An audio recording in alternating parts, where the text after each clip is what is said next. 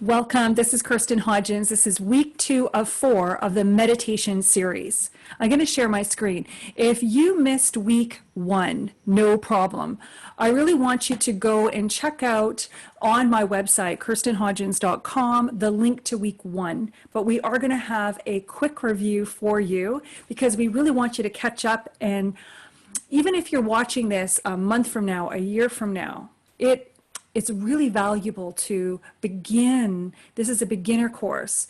There's no experience necessary. And what we begin with was we begin to become aware, which is what we did in week 1. Week 2 is we're going to begin to become aware and self-regulate. And then in week 3, we're going to be able to self-manage, and in week 4, self-empower. So we're going to be going through levels of conscious awakening. And as a review from week 1, first of all, if you want to delve in deeper with me on the content of these video lessons and this meditation, I want you to reach out to me as a gift. I am going to be gifting at the end a free clarity call, and I etch time out of my schedule for one day of the week where I have limited spaces. So you may want to reach out to me via email, or you can check that out on my website. I have a purple bar at the very top. You just click on that and it will bring you to the scheduler so you can book it yourself. I also have an awakening and empowerment group. It's living from the soul. It blends consciousness and psychic, intuitive abilities, but it is also a profound course on expanding our consciousness. You don't have to be developing psychic mediumship skills to be a part of this group. You could be just somebody who wants to become more aware, who is on the spiritual path. And here's how I could be of support. I have 3 upcoming online workshops that are about unveiling the ego's illusions, and you are bigger than you think. I love this workshop. I also am having another one June 2nd, which is how to override feeling drained and procrastinating. And then a final one, which is awakening and empowerment tools on consciousness and spiritual and really coming into your power, overcoming the blocks that are keeping you from, really playing small and obtaining that life that you want. So join me on these, and there will be many others. So keep checking back. Awakening and Empowerment group is, if you go onto my website, you'll find a link to my online meetup, or you will also find on my online course tab this information as well. So let's get into it. So as you can see, I threw in a bunch of quotes that I borrowed here, and I wanted to show you that common sense is not so common. If somebody just says, be happy, be kind, be peace, be love, that could be very challenging. How do we be? How do we move out of the perceived fear of the reality that's going on to be peaceful, to have joy?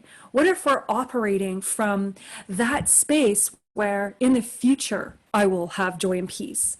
When I have finished this task, or when the weekend comes, I'll tune in to peace, or I'll wait until the end of the day when I do that yoga class or meditation. So whatever that is, you are compartmentalizing, but you also are not making use of the ancient principles that this meditation has to offer. That is, it's not new. I am bringing you, delivering you all that I know in terms of a beginner's steps to learning what it means to overcome the busy mind, overcome the procrastination that we don't have enough time, that I don't have the energy, I need to sleep, right? There's so many blocks, and we're going to cover those of what keeps us. If you watch week 1, I did an extensive list on the inner struggles that we have. But the thing is, you want to begin doing the meditation in order to know what your blocks are. And we're going to overcome procrastinating. We're going to get through that. But I just wanted you to begin somewhere, because then you'll begin to unveil where your blocks are. Then you can begin to work on them and then to self-regulate. So week 1, we began to do mindfulness challenge. So in week 1, I wanted to actually review that right now with you. And if you followed along with that, you would have or may have the mindfulness challenge, which was literally picking activities during your day where you could either in the shower, driving a car, feeling your feet while you're sitting in a chair, just breathing and rotating through your senses, mindfulness. Feeling the water on your skin when you're either washing dishes or cooking or showering, whatever. Or you could just imagine walking outside in nature and really absorbing in the beautiful nature, absorbing the smells of the season, whether it's spring or summer when you're watching this, and really feeling the ground beneath your feet, really picking up and being present in all that you do. So if you are struggling because you found that you took that walk, or that you did the household chores, or you took your shower and you weren't mindful in the moment. In fact, you can't remember, you maybe were stewing or ruminating on a thought or thinking about the things to come during the day. You were in a place that you were all in the activity, you were already in a state of doing in the next activity. That's called the busyness syndrome. And we're going to talk about that as well, because these things are keeping you, they're holding you back, and it's in a fear and unease. It's the belief that we have to struggle and push in order to get through our day and our life. And we're going to use mindfulness as a way to break that habit, because neurologically, we're repatterning new behaviors, new structures, and it's strengthening our muscle of being mindful in the present moment, where we can begin to become aware and self-regulate and manage our states and not get lost in hours or a whole day of being in worry, stress, and hustle. We're going to bring more peace and ease, and we're going to learn how to release the heaviness or the vibration and the emotions that have a hold on us and keep us constricted in a busyness feeling. We're going to have that. And in the live workshop, we went through the meditation. So here we go with our week 2. So we're going to talk about the ways in which fear manifests. We're going to talk about the 10 hidden scenarios, how to release that fear, and we're going to add, last week we started with gratitude, or excuse me, we started with physical, being aware. That's the first step, awareness. And we use our physical body, our breath, our senses, external senses and internal senses, and our vehicle into our mind, where we used our words, where we could label if an emotion came up, or if we kept continually thinking, we just said thought and return to the breath. So this week we're going to add one more, and it's going to be all on holding gratitude in our heart and in our mind, because we're going to add to this, and you will understand as we go through these slides. So the first thing is, in order for you to really, principles that are ancient and are so valuable, it becomes just common sense that's not so common. We want to be able to make use of these simple techniques and tools because they are powerful. And to the degree that you are calling them, if you are practicing them, is to just degree that they're going to start to transform your experience in your mindfulness practice and in your meditation and in life, because they're life mastery tools. So here we go. So basically my advice is to keep practicing, be consistent, and neurologically set new patterns of behaviors in your life, because then it'll become automatic eventually. You'll be automatically becoming aware. You'll be automatically becoming aware, and you'll begin to regulate and know where you hang out. Notice how you're feeling at any given time, because that is the number one way. That's the highest form of intelligence, according to Deepak Chopra, who I absolutely one of my virtual mentors. So here we go, mindfulness challenge. I hope that you have enjoyed that week 1. If not, I want to ask you, how did it go? Email me, put comments below if you're watching this on my YouTube video, or send me an email, because I want to know. I hope you unveiled blocks and limitations and your belief patterns, because they are a blessing. They are a blessing because it's going to show you in the doing, you're going to realize there's a resistance. Your ego is going to want to pull you back to an old pattern that is no longer serving you, hanging out and ruminating thoughts, worried about the activity to come, and losing your awareness in the present moment, where your power is, where your peace is, where the wisdom resides. It's a portal into the infinite mind consciousness. So we are going to allow ourselves to bring ourselves back. And so if you're practicing this, this is the only way to figure out what we need to work on is in the doing of that activity. So work on it and let me know if you need help. I'm here and love to be of support. And so again, noticing your breath each day, wiggling your toes and rubbing your fingers and being present in your physical body is the first level of becoming aware, because you're bringing your mind back into your body. You've lost your mind and you're returning to your senses, as one of my mentor teachers, Mark Cummings, has explained, and you can watch some of his stuff on his website. Let me know. I have wisdom library that you could take a look at. I have a recording of an interview with him, and he's a fantastic expert on dealing with stress, anxiety, and addictions. Okay, placement of hands, where the energy goes, where you put your focus, energy flows. A beautiful way to calm, to bring awareness into anxiety, into fear, into worry. And if it's on your shoulders or in your stomach and you've got this digestion issue, you bring awareness there. And when you observe the sensations, you allow that to be acknowledged. And in the first week, we brought ourselves in to be physically aware instead of just our thinking in our future, in our closed restrictions. But this week we're going to begin to notice where we're hanging out in our thoughts, in our emotions. And that is all the challenge is. It's just to become aware mindfully of where you hang out and in your body.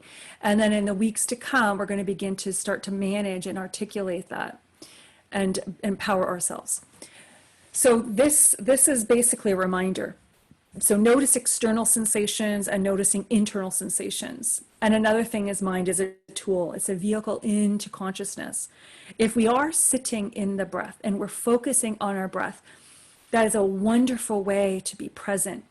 And you will have thoughts and sensations, and you will begin to see things within your vision. You might have memories, or you might have just color or symbols or images. If you really are practice and you have your third eye open, you will experiencing these things. But it's okay if all that you're noticing at first is just a sense of the chair you're sitting in, and maybe you're thinking. Just return to the breath. Use the breath and use the mind. The mind is, when a thought comes up, just label it a thought. Don't carry it or chase it down and really amplify that story if it was an argument or an event that happened and you're replaying the scenario. Or if you go into worrying about tomorrow or the things you have to do, just label it thought. And if an emotion rises, and if you feel emotion, perhaps it's stress that followed from that thought, then you just want to label it emotion and return to the breath. Or put your hands on your heart if it was a quickening of the pulse, just acknowledging it, and just return to the breath and just label it. We are going into acknowledging and articulating and discerning and really getting guidance on the next. It's like intuitively connecting with your inner being because it wants to communicate with you. But I'm not challenging that yet. This week is all about just become aware of the fact that when you bring your mind into your body, the next level will begin to have that noticing, that heightened sense of sensations, or you could begin to think, or even hear your thoughts, or you can become an observer. You are observing. You're the observer noticing what you're noticing. That is what we're waking up to with this practice, so that we can begin to go into the next week, which is coming. And we want to be able to also energetically shift ourselves into incremental better states, up leveling our states. And we're going to talk about that. So let's avoid compartmentalizing your peace and joy. Allow mindfulness to be the new norm of your life. Don't wait until the end of the day to sit and practice. Practice it throughout the day. Mindfulness can really become immersed as a normal part of the way you show up in life, and to be porous of life, to really enjoy, a hug from a loved one, or, the real taste of a meal, and, smell your food, or body is chemically wired to already produce the right amounts of bacteria to digest it. It's amazing what our bodies can do. And, really be one with the activities and our nature, and just open up your mind, smell the roses, literally. The next thing is, life mastery is simple tools used daily. This is a quote from my friend and mentor, Mark Cummings. And again, I love this because we have to be able to use these simple tools in order for them to really build that muscle within us. And the more that we call forth returning to the breath and just asking, observing our sensations and noticing where we are at any given moment, the more that we can readily tap in, and the lag time on hanging out in fear and worry is shorter and shorter, and we become more capable of really self-regulating and managing. So this is module tool. I wanted to review in module V1, we talked about the autonomic nervous system, and how that shows up is it's in two systems: the sympathetic nervous system, which is what causes fight, flight, or freezing in our primitive brain. If we smell smoke, we're going to immediately go into, we're either going to run, or we're going to run and put it out. We're going to react. There's going to be a reaction based on fear. And sometimes our nervous system, if you take a look in some of the corporate fields of toxic corporate environments, or in some communities or environments, they are actually trained to react and live in fear. If you watch CNN, it's continually podcasting negativity and fear, and we actually can really absorb it and live from that. If you go into an office environment where the norm is to believe that, the busyness syndrome, where it's in the doing that you have to be doing. They're always worried about the next thing to come, and there's so much pressure put on you. You are actually literally in a heightened sense of fight, flight, or freezing. We end up going home and being burnt out, and it's really not allowing, it's basically putting all of our system into a heightened sense of palpitation, our serotonin stress hormones get triggered. That causes us to step up and to be an immediate reaction, or to deal with it. And the parasympathetic nervous system takes a back seat. It's on the back burner. So our rest and digest and our immune function gets jeopardized.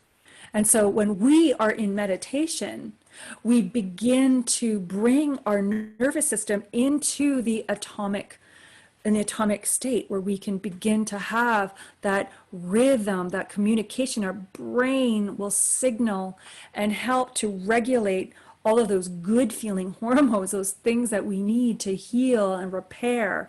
And that is why meditation and really being in the present moment can help us to continually put our rest and digest in the front, and our immune function, so that we know our body has an innate ability to heal itself. And so we really want to practice being in this balance through meditation and mindfulness. So let's take a look now at how fear manifests. So we talked about in week 1, remember when we did the experiment, that the body doesn't know the difference between past, present, and future, and we used the lemon as an analogy. And if you just imagine using your mind, just in imagining it, or seeing an image of somebody biting into it and having that puckered, soured face, we immediately can mirror that in our body. Actually, chemically, I'm already producing saliva. I'm getting a tension at the back of my tongue where that tart feeling retracts my tongue.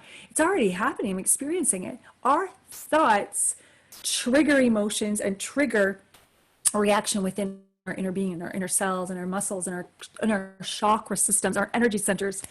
And it actually repetitively, especially if they're not useful thoughts, they can really increase an illness of mind and body. And if you're somebody who has already experienced a disease or chronic issues, as much as perhaps maybe joint pain, or even just a chronic headache, migraines, or stiff neck, lower back issues, digestion issues, you'll understand how it flares when we're in stress. then we can manage with it more if all of a sudden we're on a vacation or we have a weekend off. Sometimes we just also, our body will begin to kick in when we're resting, our immune system. So a lot of people end up, when they finally get to rest, they have a cold. Ever hear about those vacationers who said, I thought they went on vacation. Wow, it's like your immune system just fights whatever's going on. And I know weekends, when I was in the corporate world and I had a busyness syndrome, I suffered. It was a hidden scenario. I had no idea I was operating from there. And I would always go, go, go. I'd had this extra adrenaline. And then come the weekend, I'd always have like chronic headaches and exhaustion, because my body finally, when I was in rest, the immune system kicked up and was doing its job. So sometimes we fall into these patterns. And if we could live from peace, ease, and joy every day, we wouldn't have to wait. And first of all, we wouldn't be as ill. We could avoid the common colds and things like this. But also, the landscape of your inner world will match your external landscape. So if I'm hanging out on the things I need to do, and the fear that I'm going to be judged, or the worry and anxiety about the future, and that I'm not safe, and there's a lack, and that maybe I'm maybe not as deserving, and I'm afraid that there won't be support for me, whatever that landscape is on my inner world, I am going to begin to see and experience validations in my life circumstances, because we are powerful manifestors. Whether you are aware of it or you're not, we are accountable for much of what's going on. And when we move into the science behind this, we are given. So Dr. Bruce Lipton, Dr. Joe Dispenza are two of amazing doctors that are right now really increasing the research and really validating and showing scientific proof that, for instance, where our thinking is, we create a reality. So here's how I'm going to explain that to you. So if you can just take, for instance, Bruce Lipton explains 40 billion bits of information that are coming at us at any given time, but we are only consciously aware of, say, 20,000. Now, I can't remember the true number, but I believe that it's 20,000, say, bits of information. And if we are only thinking worry, fear, and uncertainty thoughts, if we're really buying into those conditions, then we are going to have evidence of it showing up, because the way our brain works, it will filter the things we've focused on. So that is the science behind what we focus on, we amplify in our life, in the spiritual world. And it's such an ancient principle, but scientifically, the neurologists and the people who study the brain activity can really validate that what our thoughts, what our thinking patterns are, is we truly are the masters of our life.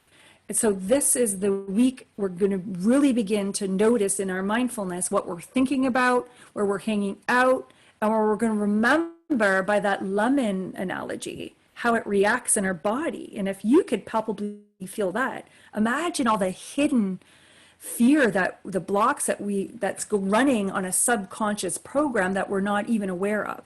Meditation helps that subconscious program unveil and become aware to us. So next slide.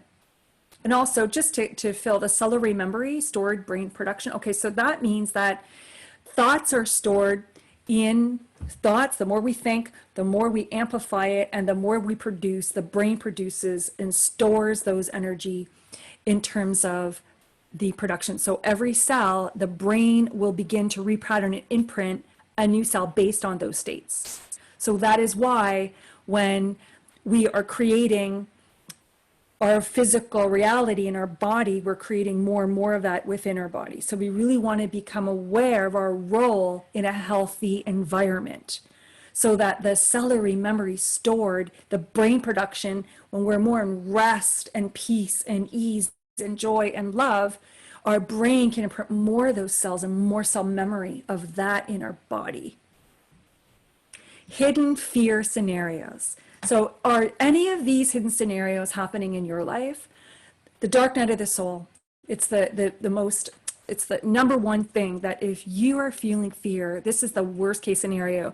So depending on whether your dark night of the soul just lasts for, maybe it lasts a couple weeks where you just felt like so anxiety and depression because something was going on, and then things shifted in your environment that caused a sense of peace and you were able to go out of it. But dark night of the soul could actually be a spiritual disconnection. And it may even last, months. It may even last a longer time. And it could really create a separation that we are not in touch with our inner being. Meditation allows us to sense and to experience our inner being so we can get connected, so we can understand why we're living in such fear and why we are sad, because then we can ask, well, what our wants are. Because the dark night of soul has pretty much, when you get into that state, you've closed off the right brain. You're not open to the creative, that gut feeling. You're less likely to hear that soft inner voice because you are so much more focused on who you are not. The illusions of reality, the conditions of life have taken over, and you've really bought into them. We also want to look at the hidden scenario of the fear of the future outcome. It's praying in reverse. It's literally saying that perhaps you're saying, I don't want to fail, I don't want to fail, or I don't want to be judged, I don't want to be judged, instead of praying in reverse, which is, I am enough, I am healthy. And it's really, when we're going to get into affirmations in week 3 and how to really state and up level, we're going to start with gratitude. We started with meditation. This week is gratitude. Next week is affirmations and others. A little bit of food for thought there. So we're just going to be moving into noticing what's coming up this week. If you are noticing that any of these scenarios has a hold over you, wonderful. And we're going to build on these to come. So if you're noticing that you're impatient and that you have a sense of urgency, you might have a hurried walk, you might stomp, and you'd be very disconnected from your surroundings. You may not even be aware of the people around you, and you have a very urgent tone, the way you are seeking or asking or on the phone with people. And you could be having like a chop mentality because you feel that it's a fear that something is going to chase you and get you if you don't get things done, or that you are fear of a future outcome, that your peace and joy is in the future, and that you are impatient to get there. Because right now, when you are not accepting your reality, when you are not in the present moment, and you're focusing on all of the unwanted, then you're always going to be chasing joy, peace, and ease in the future. So pay attention to the sense of urgency, and mindfulness helps us to overcome. It reminds us of the abundance and the peace and the things that we already have flowing to us. And there's a law of attraction that states it's a delicate balance. You may want to read more into that on your own.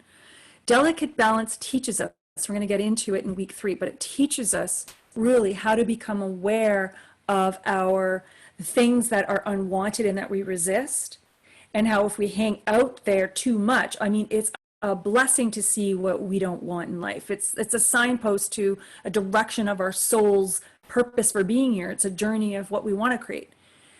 But we don't want to focus just on that. We want to be able to open ourselves up to also what the opposite is, our longings, okay? So if you are feeling, the fourth one is, if you're overwhelmed and confused, then you are basically buying into the ego's judgments. Because really, when we're in the mindfulness moment, we're in the here and the now. We can begin to open up a broader perspective, and we begin to recall within us that the truth, the aspect of what we want, we can get to see clearly. We get to actually feel our emotions, and we get to clear it and then allow ourselves to be more expanded in this present moment, because we're releasing, we're acknowledging, we're allowing ourselves to self-regulate and then open up to wisdom. So if you're in overwhelming confusion, it's often because there's one part of you that knows what you want. The overwhelm, the confusion is you're being pulled towards a belief system that that's your reality. And that's the reason it's coming up. So the busyness syndrome is also a amazing, I have a video that I have in part of my 3-month, 12-week online program that we go into this, because it's an area that it really is about living life, and meditation helps us to regulate, and it's a tool to master your life, to move from that syndrome. And there's hidden scenarios that will show up. If you're somebody who is just too busy to sit and enjoy their lunch, if you're somebody who puts off going to the washroom, you hold your bladder until an hour later when you shouldn't have, or you want to have, there's a party that really enjoys going to family functions or having time, spending time with people for lunch or enjoying social gatherings, but you keep on putting yourself back and being an introvert because you feel like you don't have the time. There's so many hidden scenarios that keep us from being in the present moment and allowing meditation to live from that place of consciousness. So that's a huge scenario that keeps us back. Another thing is lack of adaptability. You're in control. You feel like you have to will things and you expect them to be the way you want them, and you're having less freedom to be flexible. What you want to be able to do is become adaptable to every circumstance and to let go of the attachments and the judgments that you have. If you're really holding on to the blame and how it should have been or how you think it should go, then you're not adapting to what is needed. As soon as we begin to open up and let go of the attachments and judgments, resolution-oriented, creative ideas, that happens through our ability to really be present. Victim mentality. Oh, that's a big one. So if you are feeling like you're burdened, or something's been done to you, or that you're restricting in your energy centers, then the victim mentality is going to keep you feeling like you're against something and that you're up against something greater than yourself, or that you feel dismissed, or there's so many feelings that are triggered from the victim mentality, and they're usually from attachments and judgments and codependencies and all sorts of things. So be very aware if you're playing in that field, and how it could be a hidden scenario why you are a difficult time finding a place of peace, ease, and joy. Lack of sense of humor. Basically, it's difficult to laugh at a joke when you're stuck in such seriousness, okay? And the illusion of time. Oh, there is never enough time. Time is an illusion, and time is of the essence. We know that people aren't time challenged.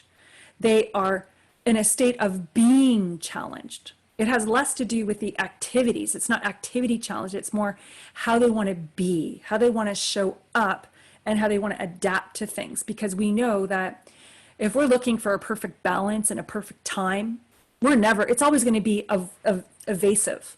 We have to be able to be in that space and to create it. And that is something that ends up creating more of, the more we're mindful, the more we're open to really regulate our thoughts where we're hanging out. We'll see how we are blocking our ability. We are in our own way to create that time and activity that brings us joy, or the things that we know will be good for us, like making it to yoga or journaling or even eating healthy food, whatever that is. Also, we can increase, because and this is the 10 common things, because the last thing I want to focus on, if you're feeling tired and exhausted and you're draining your energy on the external things that you are showing up with to be responsible for, that perhaps you have guilt so that you're spending more time from the paradigm of the people pleaser archetype, or that you're just tired because you spent all that time in worrying about the future, because that's literally draining of your energy. Years ago, I recall one of my mentors explaining how the scenario, can you imagine if, say, we're only given, say, 10 units of energy, and you wake up in the morning and the first thing that you do is you reach for your iPhone or you reach for your computer, and immediately you're in anxiety about the day, and you say you drain a third of your energy just getting into that stress state, the action-oriented, type A thinking, and you miss out on all that opportunity to be present, to wake up and to be grateful, to really choose a state, and to begin to vibrate instead of jumping into the to-do list. So coming from fear drains you, and we chug coffee. We source our energy from things outside of us. And people who they emotionally fulfill themselves as well with like the food, because when we're in fear and stress, there's no experience. We are not unaware of peace and ease. And when we are constantly in that state and we're constantly feeling that drain and fatigue, then those who are lacking peace and ease often get an emotional release from the foods. So I know what it feels like. I have been a chocoholic, somebody who reaches for chocolate and coffee, that in order for me to feel that fleeting joy, that fleeting peace and calmness, it just gives me that, that's why people who are addicted to smoking, it's said that it's in the action of bringing the cigarette and the drawing of the breath brings them into that moment of consciousness, of peace. That's why they're addicted. So it is exchanging, letting something go and replacing it with something that's more useful to bring that. And so meditation could be, well, what's in it for me, right? I'm really addicted and attached to these fears and these habits. We often don't see what it's costing us in order to see the value of regulating our emotions and really overcoming and being more empowered. So those are the 10 top scenarios. And if any of them are for you and that you're experiencing these, reach out, get support, email me. And there's plenty of things tools in this course as well that you can practice in order to begin to regulate and to become aware. But if you're struggling, that's where we need support. Every single successful person needs that affirmations or those, you got this, and reminders what's within you to do this, and helps you to take accountability and helps you to see the patterns that are hidden and unveil them because they're in your blind spot, and to keep you evolving, because that's what we're meant to be. We're here to evolve and to grow. And if these hidden scenarios are happening, it's hard to say that they're a blessing, but they're happening because there are triggers to wake up. They're happening so that when we go into meditation, we begin to come aware of them and we begin to work on them. And this is the journey. Module 4, 4 steps to release fear's hold. And here we go. So first week, jumping ahead there, sorry guys. So first week we said, well, it's physical. We want to become aware because we want to bring our energy and bring our mind back into our being and into our senses. So we began to feel. We began to just stop, pause, and breathe. Mindfulness. Wow, I was just hanging out in anxiety through my day. Or you may have set your alarm clock or your iPhone to remind you a few times a day, peak times, checking in with where you're hanging out and asking, how am I doing? So if you're mindful and you're practicing that first step, you get to become aware. You get to bring that mental, emotional state into your consciousness. And you get to be able to start in the weeks to come to regulate and to manage and to empower. So this week, we are going to add to it. We're going to add a few pieces, but let's just review the first week. We went in, we did the stop, the pause. There was a spelling error, but let's not worry. It says stop and pause, but it's really pause. And breathe. Really just bring yourself into your physical body, touching your physical body, the observing your physical state by just noticing if in a moment you're feeling a heightened sense of heart rate or or your rapid heartbeat, or you can actually physically feel a tightness in your throat, or you have a headache or tension in your shoulders or neck, or you're feeling tightness in your belly, whatever fear, however fear manifests in your body, and is exactly what you just want to be able to breathe, observe the physical sensations. As you observe, it begins to get acknowledged. And as you acknowledge it, you might experience a thought, a memory, an imprint. You might get an emotion that comes up of perhaps heaviness or sadness or guilt or anger, whatever that is. You will acknowledge, you'll be able to breathe and acknowledge. That's what this week is about.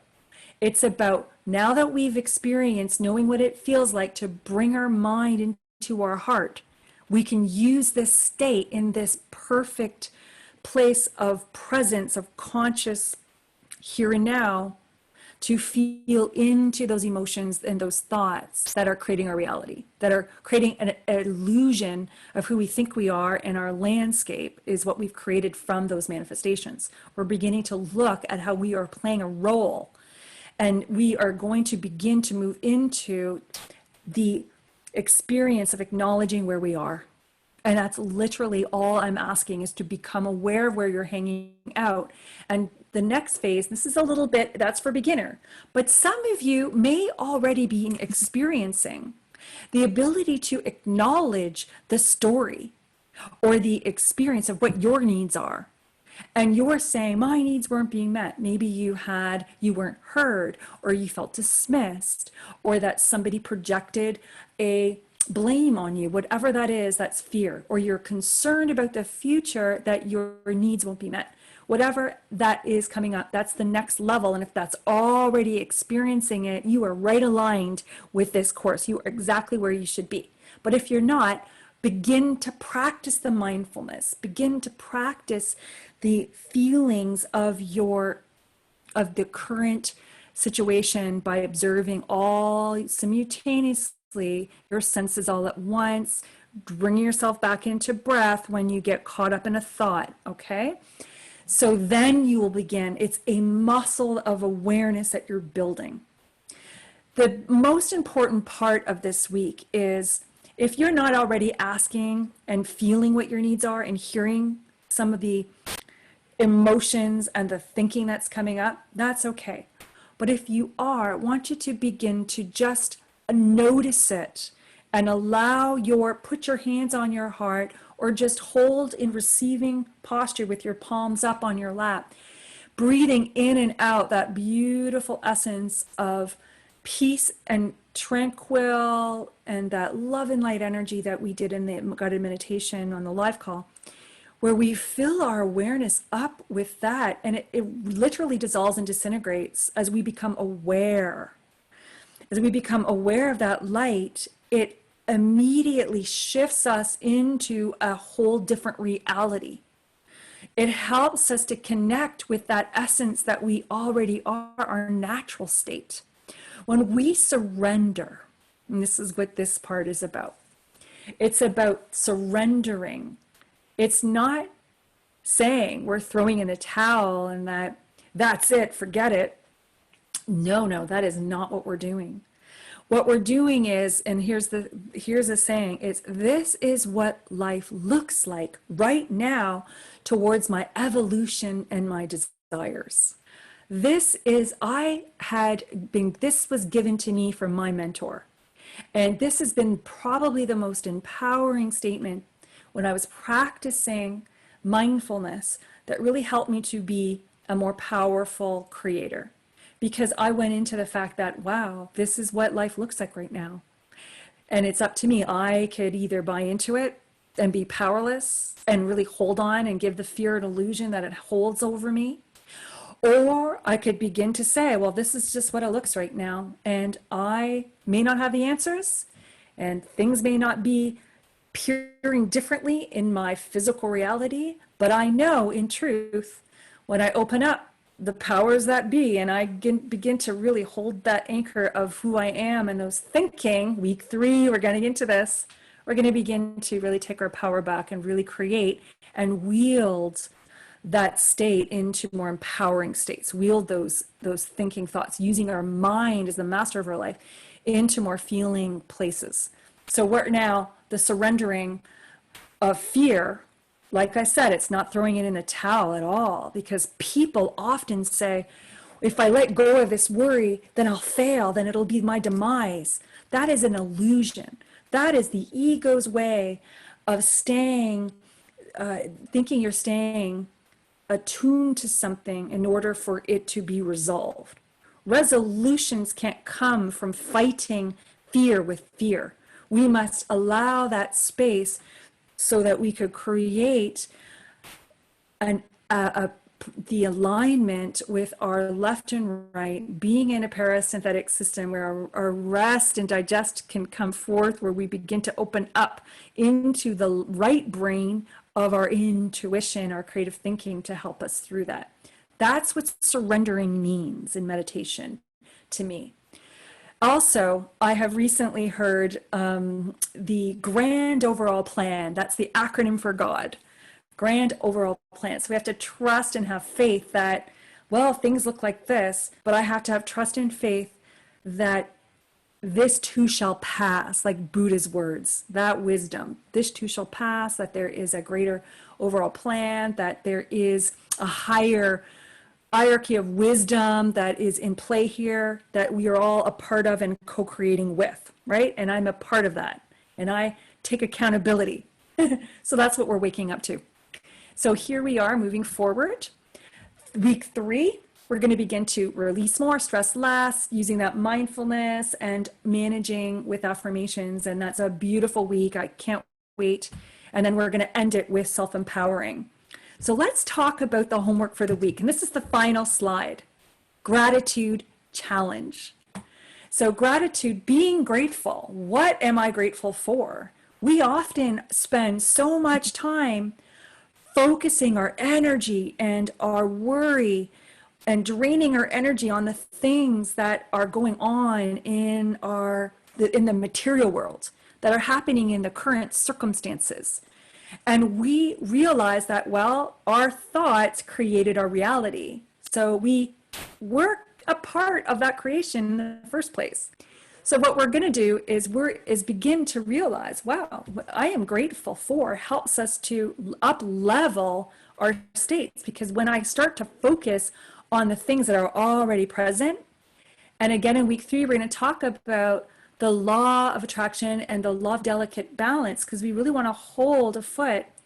Yes, we want to be aware of the things that we resist and that are unwanted and that we aren't enjoying. Yes, we want to be able to notice what they are. That's what this week's about. Take stock of those things, because they are triggers that help us evolve. But the other thing is, when we take also, on the other hand, we want to begin to take a look at the things that are going well, that we are grateful for and that we can be appreciative of as well. Because in doing so, we create a delicate balance. We begin to have the law of the universe. We begin to tap into the law of abundance. It's the same frequency. To hold that state, it's a feeling. Feel into gratitude. Hold it in your heart space. And really imagine it happening in the now. And the thing to do is look at what's already current. Look at the abundance of, perhaps maybe you have a fridge full of delicious foods that will replenish and heal your body. Perhaps maybe it's the pets that you have sitting at your side right now that you're so grateful for their companionship and their cuteness and love. They warm your heart.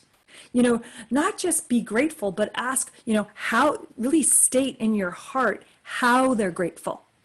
We just don't want to come from the intellect. We want to come from the feeling of gratitude, because that is the same frequency of the law of abundance, and more flows to us when we acknowledge what's already present.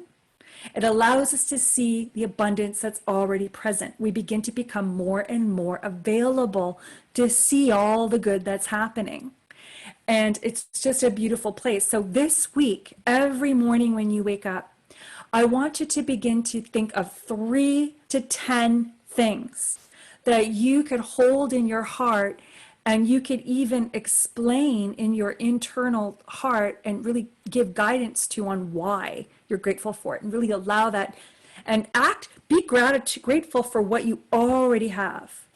Because this quote here from Neil Donald Walsh really speaks to this. Gratitude in advance is most powerful creative force in the universe. Because not only can we begin to become grateful for what is already present, but we can also become grateful for the abundance and the more that we want and will to come into our life.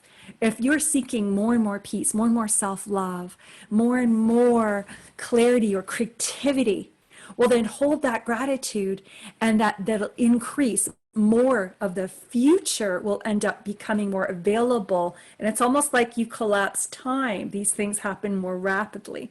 Try it out for yourselves. Don't take my word for it. Really practice mindfulness and gratitude each day.